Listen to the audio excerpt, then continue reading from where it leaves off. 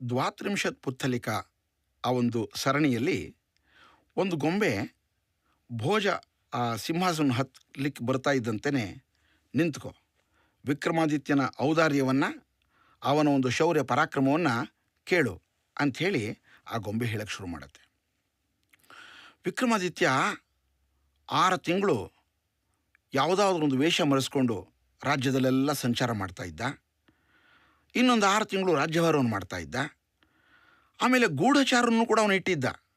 ಆ ಗೂಢಚಾರರಿಗೆ ಹೇಳಿ ಕಳಿಸಿದ್ದ, ನೀವು ಎಲ್ಲಿ ಹೋಗ್ತೀರೋ, ಯಾರು ರಾಜನ ಬಗ್ಗೆ ಅಥವಾ ಕಳ್ಳಕಾಕರರ ಬಗ್ಗೆ ಅಥವಾ ನಮ್ಮ ರಾಜ್ಯದ ಬಗ್ಗೆ ಬೇರೆ ಯಾರಾದರೂ ಶತ್ರುಗಳು ಏನಾದ್ರು ಸಂಚು ಮಾಡ್ತಾ ಇದ್ದಾರಾ ಅಥವಾ ಇಲ್ಲಿ ಒಳಗಡೆನೇ ಯಾರಾದರೂ ದಂಗೆ ಹೇಳೋಕ್ಕೆ ಪ್ರಯತ್ನ ಪಡ್ತಾ ಇದ್ದಾರಾ, ಇದನ್ನೆಲ್ಲ ನೀವು ನೋಡ್ಕೊಂಬರಬೇಕು, ಎಲ್ಲ ಸುತ್ತಮುತ್ತ ನೋಡ್ಕೊಂಡು ಬನ್ನಿ ಅಂಥೇಳಿ ಗೂಢಚಾರನ್ನು ಕೂಡ ಇಟ್ಟಿದ್ದ.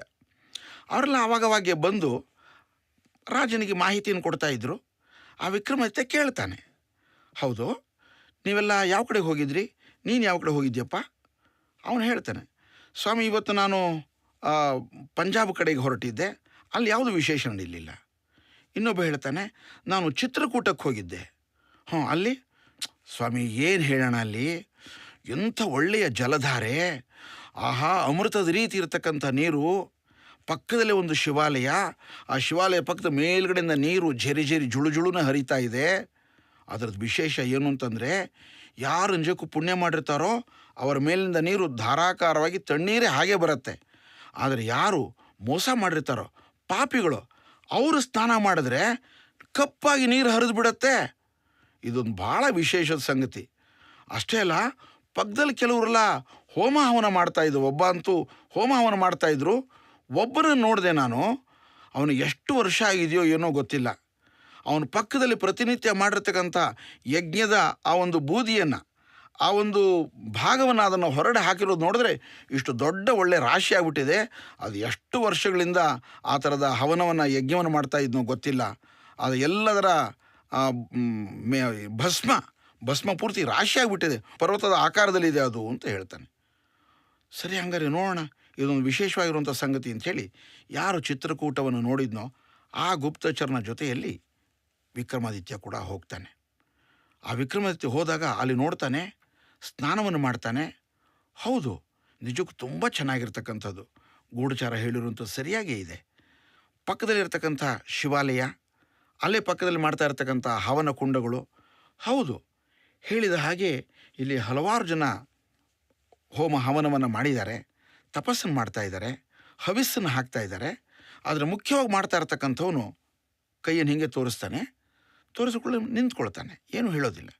ಆ ಯಜ್ಞದ ಭಾಗ ಪೂರ್ತಿ ಮುಗಿಯತ್ತೆ.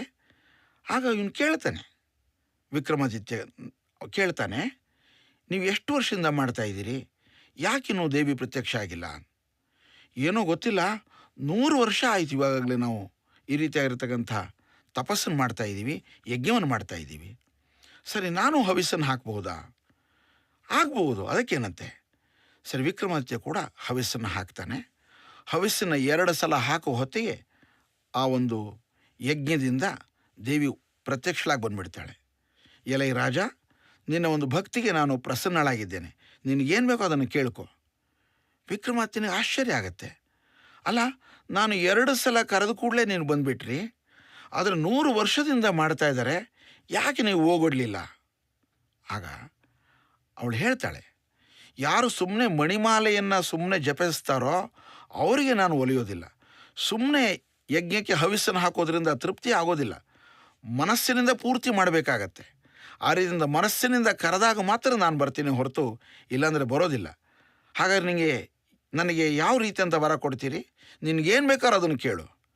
ತಕ್ಷಣ ವಿಕ್ರಮಾದಿತ್ಯ ಹೇಳ್ತಾನೆ, ನನಗೇನೂ ಬೇಕಾಗಿಲ್ಲ, 100 ವರ್ಷದಿಂದ ಪಾಪ ಕಾಯ್ತಾ ಇದ್ದಾರಲ್ಲ, ಇವರಿಗೆ ನೀವೇನಾದರೂ ಕೊಡಿ, ಅವರು ಕೇಳಿದ್ದನ್ನು ಈಡೇರಿಸಿ, ಅಷ್ಟೇ ಸಾಕು ನನಗೆ, ಬರ್ತೀನಿ ಅಮ್ಮ ಅಂಥೇಳಿ ವಿಕ್ರಮಾದಿತ್ಯ ಹೊರಟೇ ಹೋಗ್ತಾನೆ. ಭೋಜ ಈ ರೀತಿಯಾಗಿ ಅತ್ಯಂತ ಧರ್ಮ ಮಾರ್ಗದಿಂದ, ಅತ್ಯಂತ ಶ್ರದ್ಧೆಯಿಂದ, ಏಕ ಮನಸ್ಸಿನಿಂದ ಆ ದೇವಿಯನ್ನು ಒಲಿಸ್ಕೊಳ್ತಕ್ಕಂಥ ಶಕ್ತಿ ನಿನಗಿದೆಯಾ? ಒಲಿಸ್ಕೊಂಡು ಕೂಡಲೇ ಏನು ಬೇಕು ಅಂತ ಕೇಳಿದಾಗ ತನಗೇನೂ ಬೇಡಲಿಲ್ಲ, ತಾವು ಯಾರು ಬೇರೆಯವರು ಮಾಡ್ತಾಯಿದ್ರು ಅವರಿಗೆ ಕೊಟ್ಟನಲ್ಲ, ಆ ರೀತಿಯಂಥ ಉದಾರ ಬುದ್ಧಿ ನಿನ್ನಲ್ಲಿದೆಯಾ? ಇದ್ದರೆ ಈ ಸಿಂಹಾಸನದ ಮೇಲೆ ಹತ್ತು, ಇಲ್ಲಾಂದರೆ ನಡಿ ಈಗಲೇ.